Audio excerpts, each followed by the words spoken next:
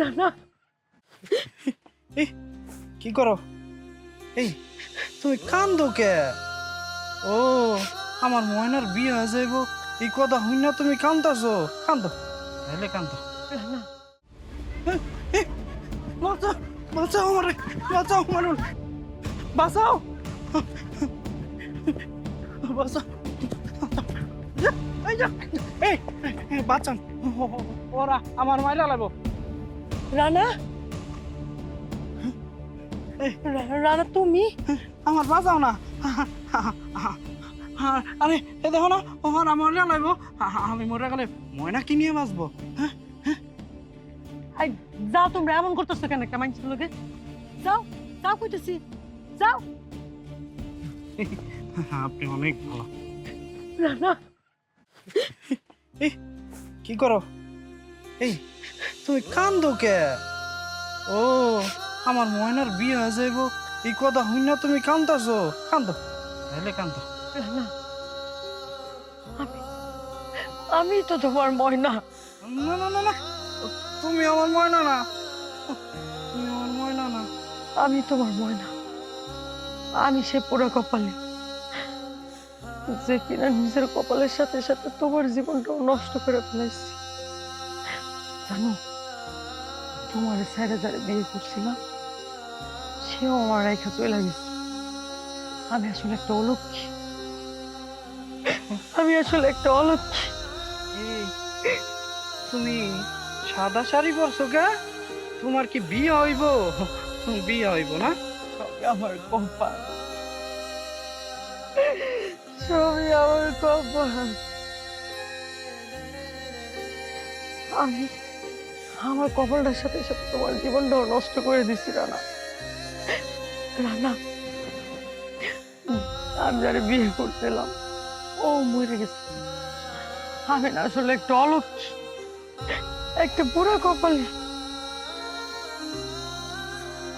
আসসালামু আলাইকুম। ওয়ালাইকুম সালাম। চৌধুরী সাহেব, আপনি আমারে ডাকছিলেন?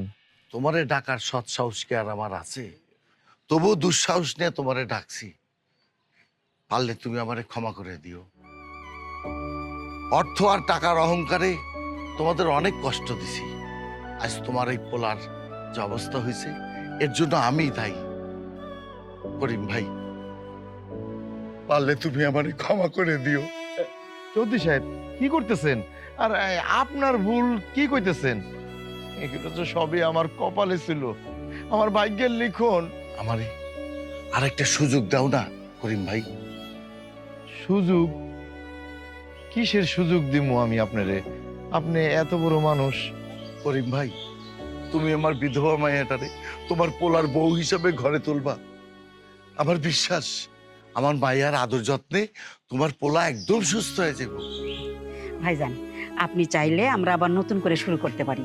ভাবি, আপনি ভাইজানকে বোঝায় কর না, আমরা আমাদের ভুল বুঝতে পারছি।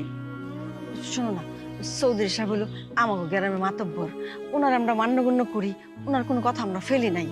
এখন উনি যখন কইতাছে আমাকে লেগে ভালো হইব, আমার পোলায় ভালো হয়ে যাইব, তাইলে আমি এক কথায় রাজি।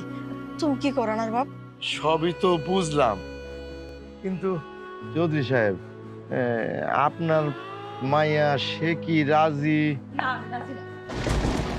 তোমরা কি আমার খেলার পুতুল পাইছো, যে যার যখন যেমনে মন চাইবো তেমনি আমার নিয়ে খেলবা? কিরে মা, তুই রানারে বিয়ে করতে চাস না? এক সময় চাইতাম, কিন্তু এখন আর চাই না। এসব তুই কি বলছিস? তুই না রানারে ভালোবাসো? ভালোবাসি, কিন্তু এখন তার আমি বিয়ে করতে চাই না। এখন তারে বিয়ে করা মানে তার প্রতি দয়া করা। আমি কেন রানারে দয়ার পাত্র বানাইতে যাবো? তার কি দোষ? সে কি অন্যায় করছে? বরং তোমরা ওর প্রতি অবিচার করছো। ওই দিন যদি তোমরা বিষের শিশি হাতে নিয়ে আমার বিয়ে করতে বাধ্য না করতা, তাইলে রানার জীবন আজকে এই দিন আসতো না, এই অবস্থাতে এসে সে দাঁড়াইতো না, তার এই দিন দেখতে হইতো না। সব দোষ তোমার, সবকিছুর জন্য তোমরা দায়ী। আমি জানি মা, রানার এই অবস্থার জন্য আমি দায়ী। এর জন্য তুই যে শাস্তি দিবি আমি মাথা পেতে নেব। কিন্তু তুই কি চাস না রানা সুস্থ হয়ে যাক? তাহলে একটা বার তুই রাজি হ মা, আমাদেরকে প্রায়শ্চিত্ত করার সুযোগ দে। মা, আমরা চাই তুই রানাকে বিয়ে করে ওর সেবা যত্ন করে ওকে আবার সুস্থ করে দিস। প্রয়োজনে আমি তোর পায়ে। বাবা, ছি ছি ছি ছি। তোমরা এসব কি করছো? তোমরা যদি চাও তাহলে তাই হবে, আমি রাজি। আলহামদুলিল্লাহ,